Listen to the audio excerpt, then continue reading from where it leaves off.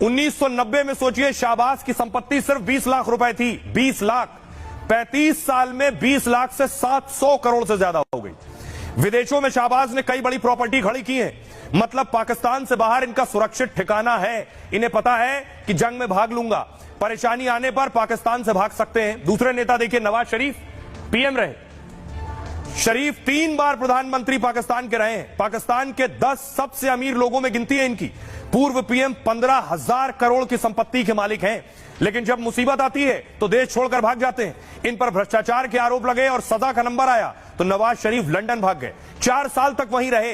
नवाज के लंदन में कई आलीशान महल हैं और हाइड पार्क में 10 बेडरूम वाली हवेली है। 2016 में इसे 446 करोड़ रुपए में खरीदा था।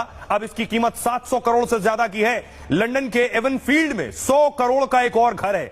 यहां बटन दबाने और दीवार से जो है दीवारें हट जाती हैं बटन दबाने के बाद। अब देखिए अगली तस्वीर मरियम नवाज की आप देख रहे हैं। मरियम की पाकिस्तान के बाहर बहुत प्रॉपर्टी है और पहले मरियम इस बात से इनकार करती रही, लेकिन पनामा पेपर लीक में खुलासा हुआ था।